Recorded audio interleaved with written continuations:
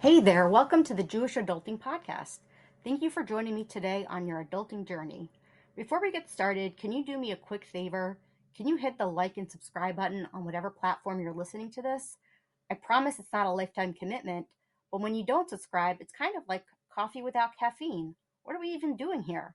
Or like latkes without applesauce. Are we even living our best life?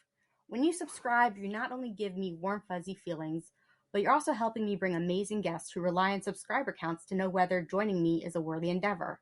More subscribers mean more epic conversations for you. And hey, if you're feeling extra generous, you can also show your support by becoming a monthly supporter at buymeacoffee.com/Jewish adulting. Whether it's $1, $5, $10, or even $20, every little bit helps make this podcast rolling. Of course, if you're sitting on a cool million or even looking to sponsor the show, reach out to me at jewishadulting@gmail.com.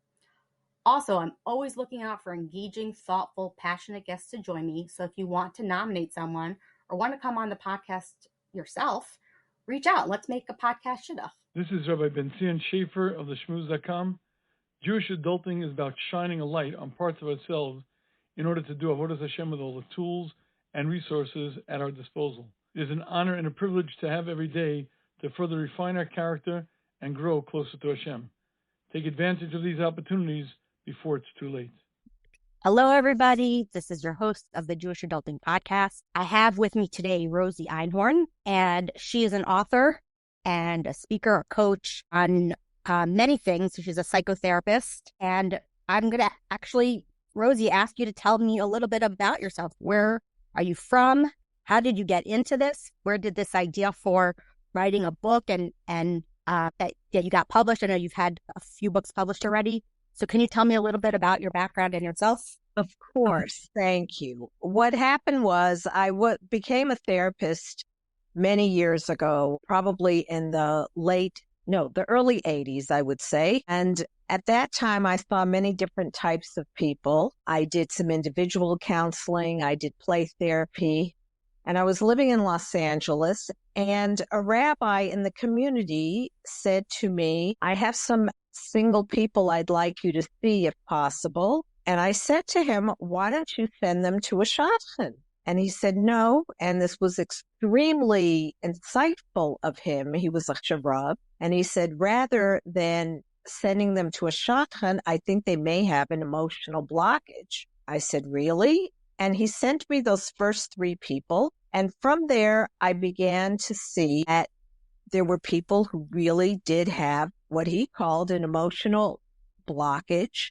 And I began to see them. And then at that point, one after the other, they began to get married, which was tremendous. It was an absolutely huge thing that was happening. So at that point, I started to have my practice focus on marriage, counseling for marriage.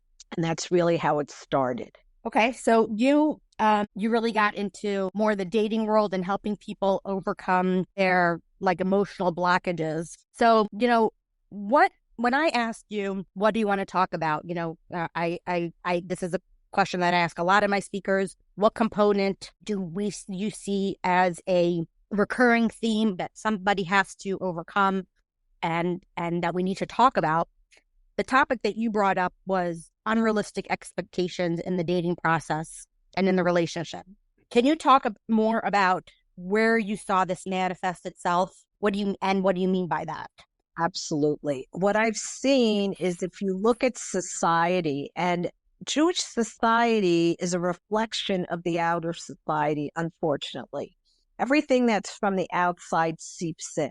So a generation ago, we had people who got married because they wanted to build a good life together. They wanted to be compatible. They wanted to make they wanted to build a family. And as the expectations in outer society became larger and larger, he has to be my soulmate.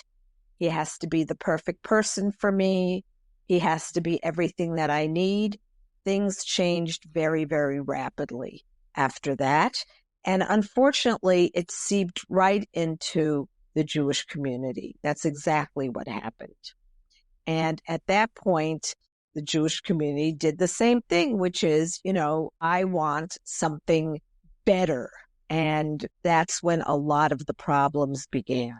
So what you're saying is, if I'm understanding correctly, there was this sort of peer pressure from the outside environment that you're looking for a husband who is this way and provides for you that way and who brings you up socially and who, does all these things and is basically has his act together from day one. And that sort of is counter what we know about relationships. Is that you don't start day one of your relationship having it all figured out.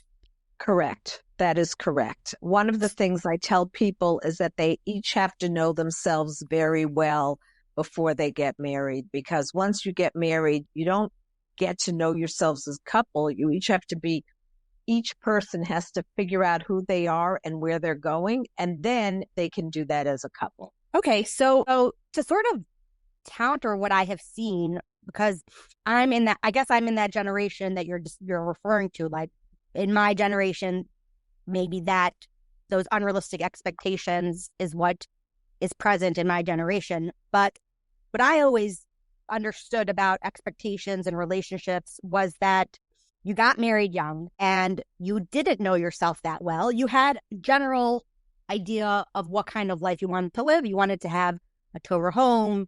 It was important to you that, you had certain values and that you give those on to your children. But like you really didn't know yourself all that well because you're very, very young when you start dating and you get married. And so as a couple, you would grow into yourself and the relationship. And that was the benefit. That was the benefit of getting married young.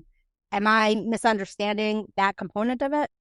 No, that is fine, except the issue is even when you're young, when you get married, it's important to figure out a little bit of where you're going. For example, I will ask people, what do you want your Shabbos table to look like?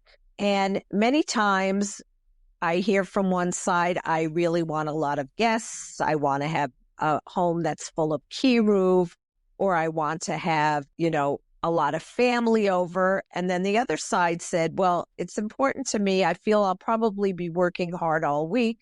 I want a quiet Shabbos with no guests. So, those are things you have to know as a couple of what you're looking for. But in order to know that as a couple, you need to know yourselves as well. Each of you have to know yourselves and what is going to be good for you.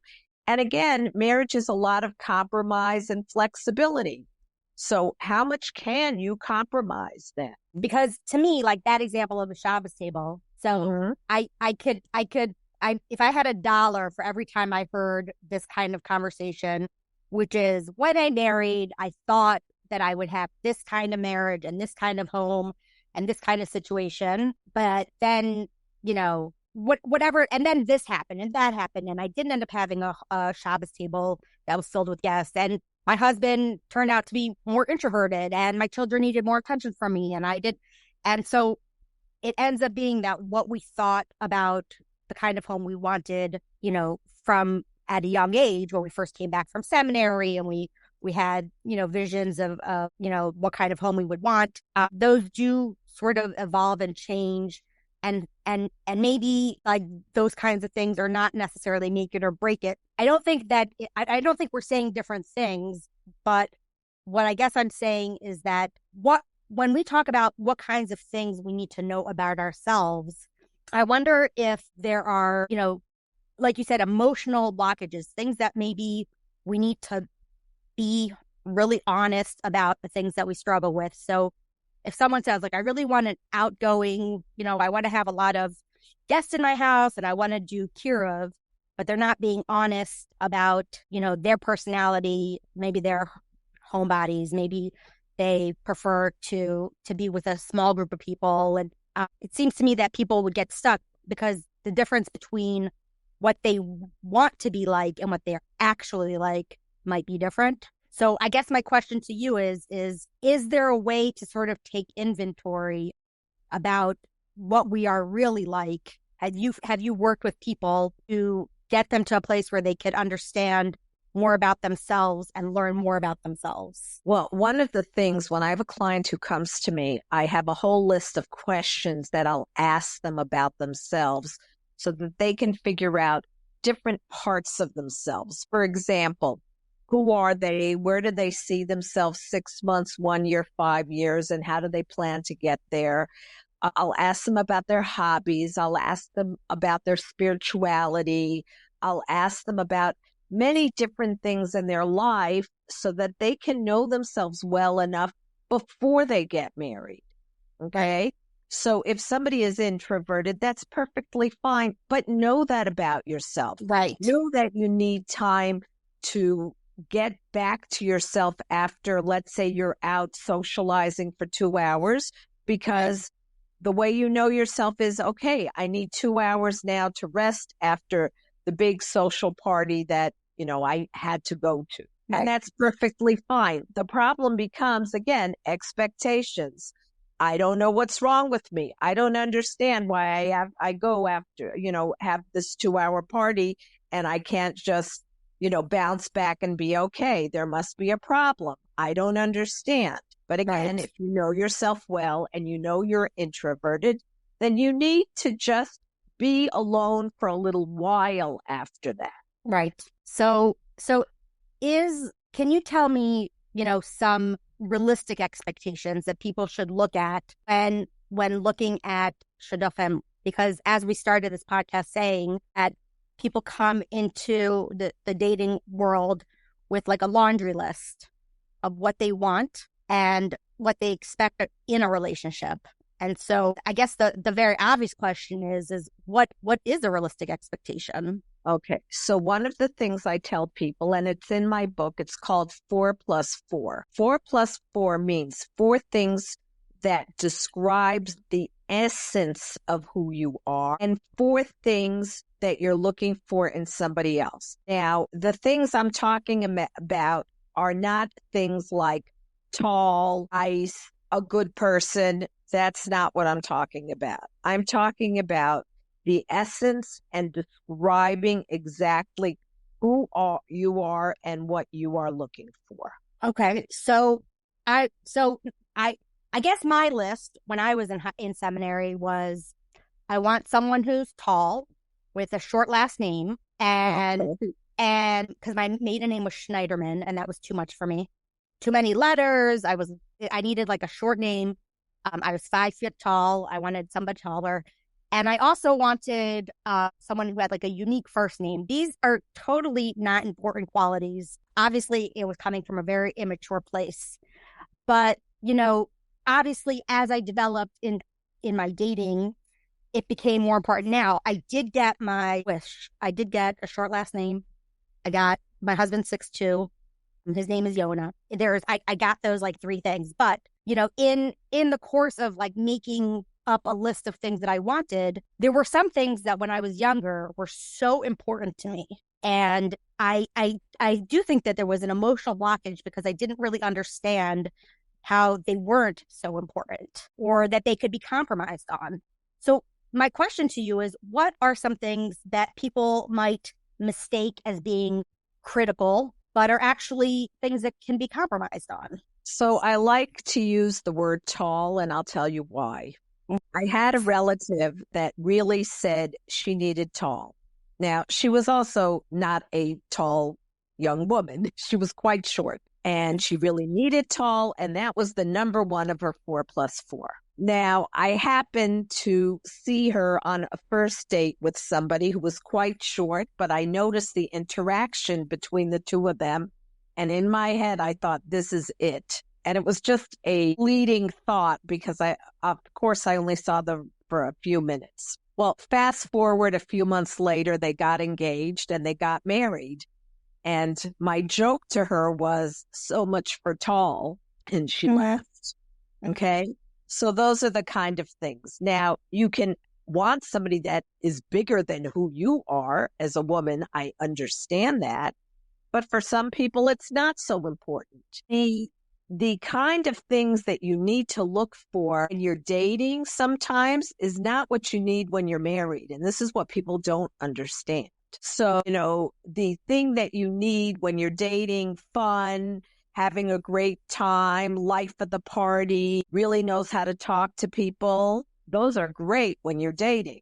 However, when you're married, you need things like responsible, ability to take care of a family, trustworthy, and those kinds of things. Now, those kind of things may not come out so well when you're dating. How would you advise somebody who has possibly created a list of expectations that are unrealistic? How would you guide them to reconsider? Because you said you had a family member who wanted tall. What would have been a way that you would have guided her to, obviously she wasn't as set on it as, let's say, some other people are, because she did go on a date with this shorter guy and ended up getting engaged to him. So she was obviously open to some degree to that idea. But what if someone's really stuck? How would you get them to recognize that they might be sabotaging themselves? So I use that word. I think the word sabotage is very important. Okay.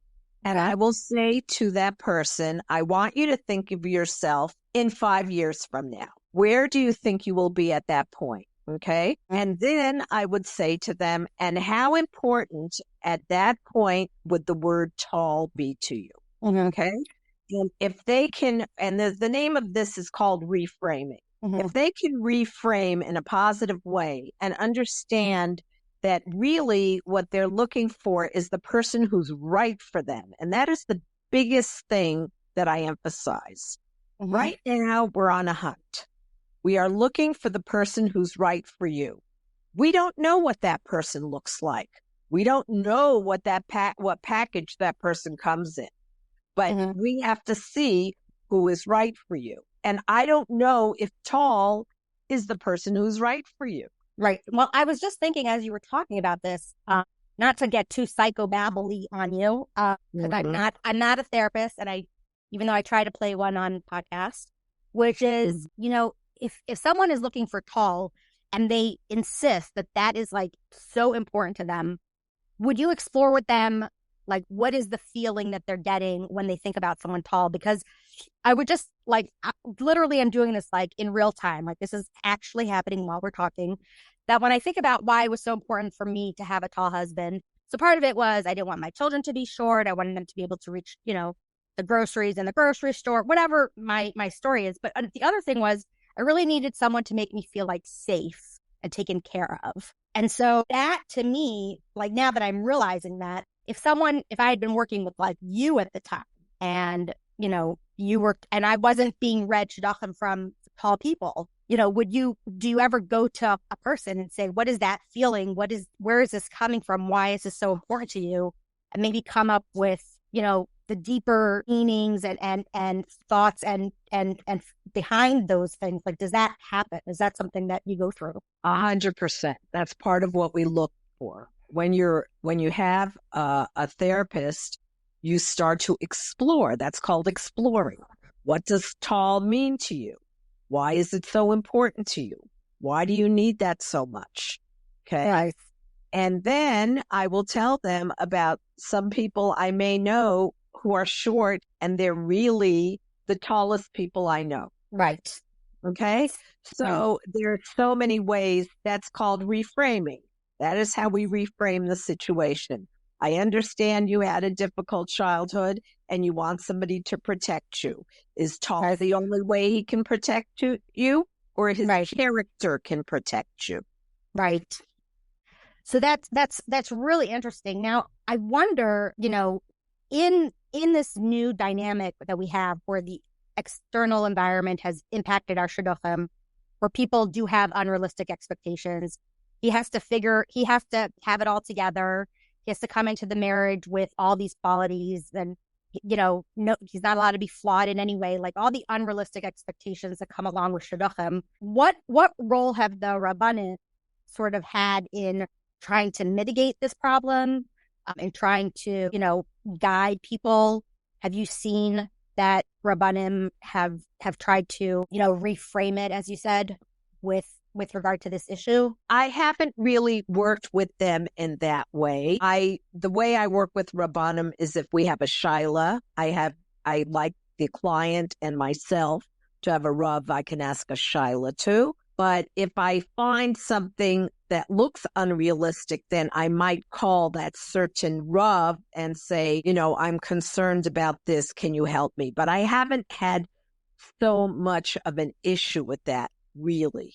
I have not. Okay. I mean, I'm not going to get into the whole money thing and whatever, because that's like a whole different part of the shidduch.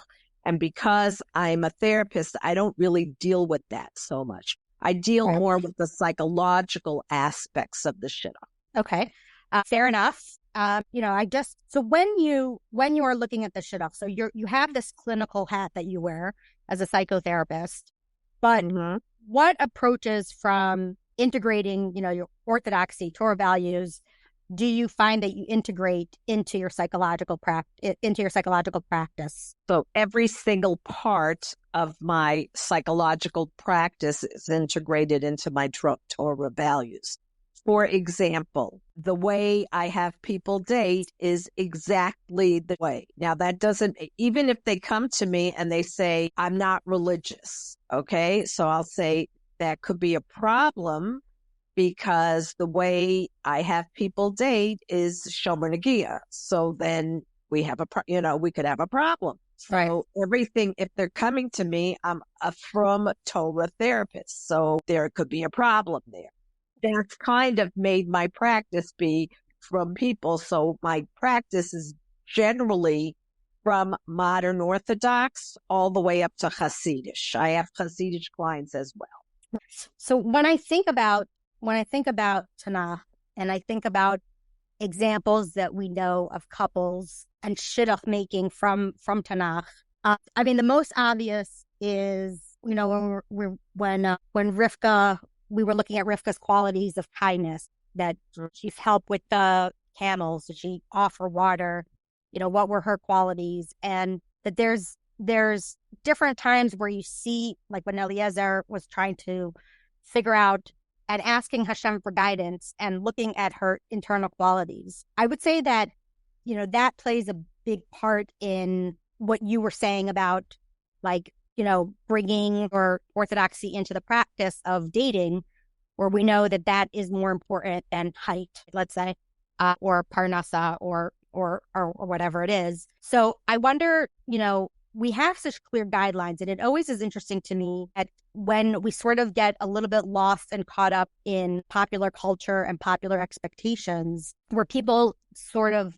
forget the essence of where matchmakers sort of came from and their role historically in Jewish matchmaking. I guess the question that I have here is, why is having a matchmaker so important, specifically in light of all the modern dating approaches that people have? Like, why is it still relevant and necessary to have a shadchan or shadchanit involved in the process? I'll tell you what, I will read some of these articles, like the Dear Abby type of article. I just read one today, and it answers your question in 1 minute. And that is, Dear Abby, or whoever the person, dear so-and-so, I have been dating for 5 years and I really would like to get married. And so I'm going to, tell this person I'm dating, I want to get married. And at that point, the person says, well, I never was dating for marriage. I'm having a wonderful time and want to get married. And that is very much in the secular world. Now, this seems like, this could not be in our world, but you would be very surprised to find out that if you meet somebody at a party or at a get-together, chances are, not a lot, nothing will come from it. And why? Because they're in different places psychologically than you are. They may not be dating for marriage. They may be going to school or moving to another country, or I don't know, doing whatever thing that they're doing at that time. And you had no idea. You were sure you met this person, you hit it off, things were going really well. And the next step is marriage. And there you were feeling like you have egg all over your face because he's not interested to get married now. Maybe in a few years when he finishes medical school. And that's what you're left with. Right. So you think like with a shadchanit's involvement, it's much more clear what everyone's agenda is, and that saves a lot of time and effort and hurt and misunderstandings. So you don't necessarily have to have a shotgun, but you do have to have, I would say, not always, but generally somebody to set you up. A friend, somebody you know who's looking. The key is looking. If the person is not looking, you may wind up with nothing. This is the whole problem here. And that I've heard time and time again and it's, you get your heart broken and it's very, very hard. That I've heard over and over again in a lot of the modern Orthodox culture. So you just mentioned having somebody involved in the process, and you had mentioned to me that you are actually involved in mentoring coaches, dating coaches. Is that right? Yes. So what I do is, I'm sorry. No, go ahead. Tell me about what you do with the coaches. Okay. So I I have a partner, myself and a partner will give a 3-hour course on how to be a dating mentor. And with that course is free supervision, because it's very, very important that they know what they're doing when they're finished with this. And this helps the dater, it guides the dater. It's the same as having a driving teacher. It's very nice. You go into a car, now let's drive. Well, not everybody can do that, can they? If you don't have lessons, you don't know how to drive. And there are many people that don't know how to date, and you need those lessons.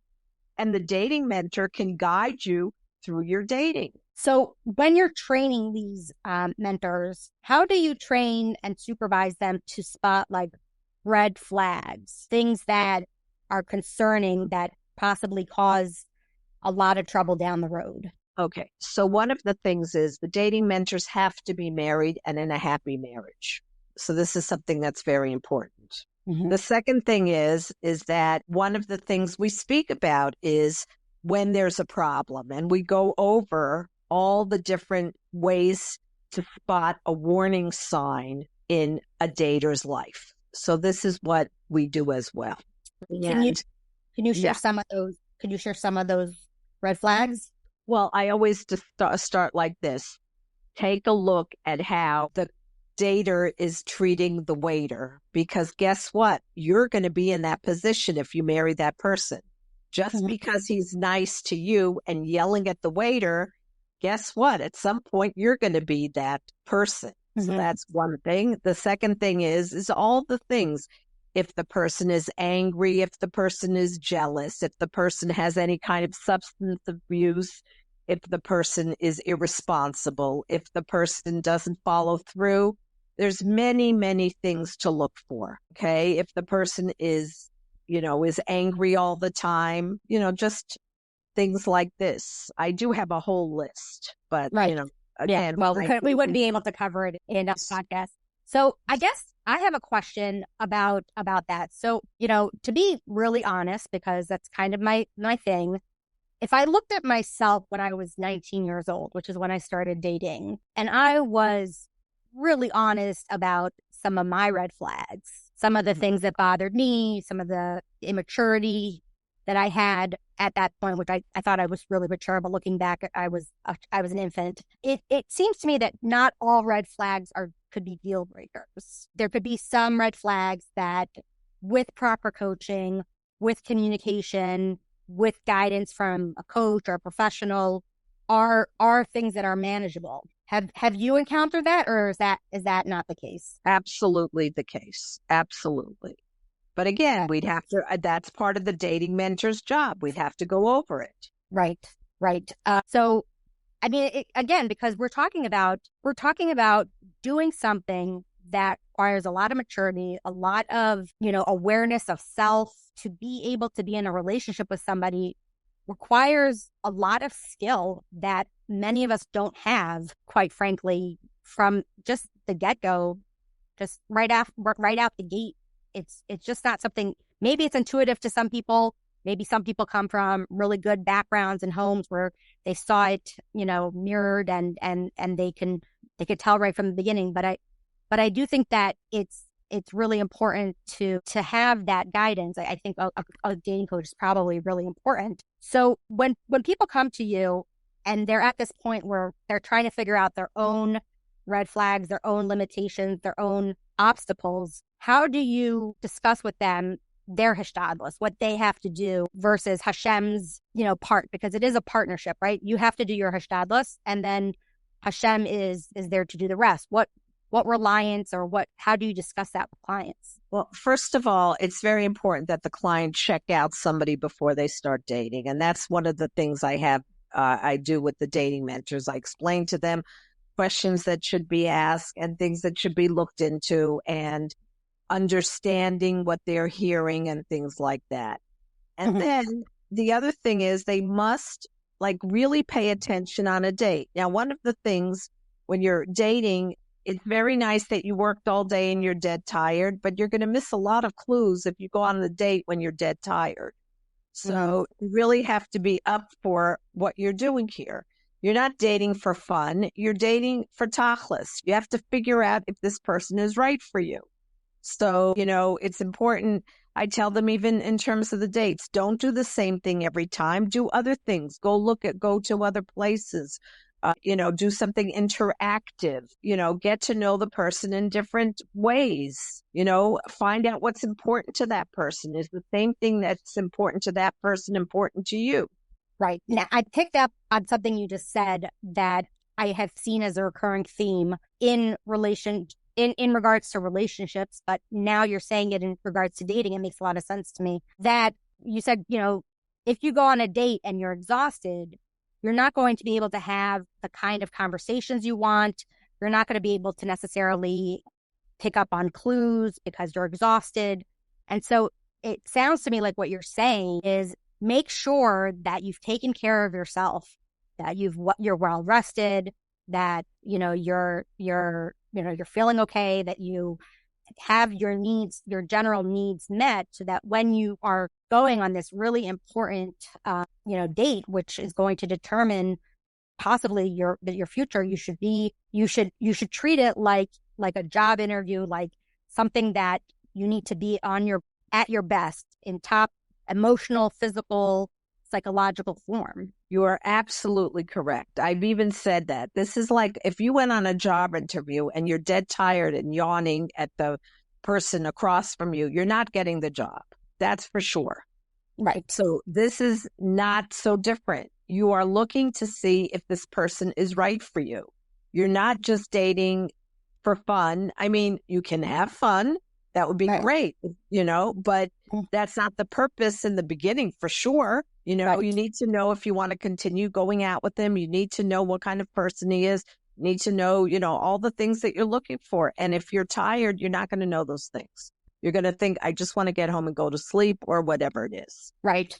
I was wondering if you could share any anecdotes or experience that highlight the importance of addressing unrealistic expectations in relationships. I've told people before not to watch movies and base what they're looking for on movies, because those are the things that are really, really going to distract you. So, you might see, people, first of all, everybody looks beautiful and, things, and they're bantering. They're not just talking, they're bantering, and people are funny and they're witty, and in 2 seconds, because it's scripted, they say things that, wow, I would really like this. Okay. Now that could be done even if a person, even in the Jewish world, you go to a play and somebody does something like that, and it's again scripted and cute and funny. And all of a sudden, even unconsciously, it's subliminal. Oh, you know what? This sounds good. I would like that. I really want somebody like that. Okay. And you know what? The person who's right for you may even have a little stutter, which you're for sure never going to see on television or, in a play or, again, in a religious play or in a Jewish movie or anything like that. So you're looking again for who's right for you, not for what the outside says is right for you. And on that note, I really want to say something else. Be very, very careful of society, because society tells you things very often that are not so right. For example, from society, the girl is supposed to be younger than the boy. Guess what? The boy who's right for you might be 2 years younger than you, and nothing happened. It's fine, Or, height. I had a lovely couple. The girl was 5'9" and the boy was 5'4", and they're extremely happily married. Not supposed to happen, or, Right. one is very well educated and the other one is not, many different things. And what you're hearing is, this is how it's supposed to be. And when you hear this is how it's supposed to be, then you have an unrealistic expectation. Right. What if the expectation that's unrealistic is coming from the parents and not from the person dating? Well, first of all, I've told parents who have come to me, and I've met with many, many parents. I've always said to the parents, you're married already. Let's discuss what's good for your child. Because basically, you will have parents that want their children to marry this type of person and this type of thing and have this kind of relationship and have them, this one come, every Shabbos, every other Shabbos. It has to be like this or that. And, I'll say, you're married. You can do those things. You're looking for your children to be happy, or you're looking to be happy, or you're looking for the neighbors to be happy. And how do parents take that? Do they generally, do they recognize that they're, possibly like, does that go over okay? Okay. So should I tell you the truth? It depends Yes. on the parent. Okay. It depends on the parent. Some are okay, and some think I just don't know anything. Yeah, because I wonder, like, how many parents are obstacles in their child's, they mean well. Obviously, they love their child and they want their child to be married, and they have a vision of what their child deserves based on, their family or the child, the individual. And I could see that becoming a real obstacle to the child being able to find the right shidduch. So I think it's important as parents to understand where we end and our children begin. So I have a daughter who just started shidduch, and someone said to me, "Oh, would she be willing to date someone like this, someone like that?" And I was like, "Okay, would I be willing to date someone like that? No, but she might be, because her values are different than mine, and what she wants is different than what I wanted, and I have to be able to separate and not be an actual obstacle to her, moving forward in the next part of her life and the next part of her journey." So I think that in our conversation, we've gone through a lot of different things. We've gone through expectations. We've talked about red flags and sabotaging. Is there anything that I might have not asked or brought up that you think is important for the listeners to know, that has been something that has created these blockages for people to move forward in their life? I think it's important that we all support, as you said, what our children want and what will be good for our children, without caring so much what looks good, or, just, again, here we go with expectations again. We live in this certain neighborhood. It would look very nice if our daughter or son married this person who lives in this neighborhood. That would be very good. It would look very good. It's a good shidduch. It's this. You're looking for a lifetime marriage for your child. Help your child find what's good for them for a lifetime marriage. Yeah, I think that is coming across in this conversation. And what's also coming across for me, and so I would ask that you share with the audience, is if someone wants to get in touch with you, or wants to read one of your books, or wants to be in touch with one of the coaches that you've trained, is there a network that people could reach out to find these coaches? Like, how would people find a coach? What's the best way to go about doing that? Okay, so they can be in touch with me. I can give you my email address if that works. Okay. And they can be in touch with me through email, and I'll be happy to be in touch with them. So my email address is Rosie, Rosie, Einhorn, Einhor @gmail.com. And I can put in touch with what they need and, try to be helpful. And the name of the books that you've written that are out for purchase? Okay, so I think that the best one that's out now is called Dating Smart, Navigating the Path to Marriage. The other two they're from quite a few years ago. One is on engagement, and the other one was written in many years ago, and Dating Smart incorporates it. That one was called Talking Tachlis. But Dating Smart incorporates Talking Tachlis as well as some of the things from the engagement book. So that would be the best book to have, I would say. So I will put the links to those books and include your contact information in the notes. Now, my daughter did ask me to let you know that she's read Talking Tachlis quite a few times and has really enjoyed it. Yeah, I think she read it. She read it by herself, then she read it with a friend, then she like studying it. So I said, "Oh, I'm talking to Mrs. Einhorn today," and she was like, "Let her know that I read her book a few times." And I said, "Okay." I don't think I think girls and boys nowadays have more resources that are available to them than when I was dating. Like I was dating, internet had just started being a thing, easy access to like resources, being able to contact, coaches and this through a vast network, international network. It just wasn't as common. Like, I don't know if it would have occurred to me to read a book about dating when I was a teenager, but I think that we're living in a very interesting time. And I think people are looking for resources, what to do and trying to navigate it all. As we discussed in this whole podcast, that there is a lot of things that have changed culturally and that oftentimes stand in our own way. And so people who need that extra guidance and extra support can benefit from reading your books and reaching out to coaches. I really appreciate your time. Thank you so much for spending time with me today. And, you should continue to help people as they go to this amazing chapter in their life. I'm sure they really appreciate you. So thank you so much for all that you do. And it was my complete pleasure. Great. Have a good night. You too. Thanks. Bye.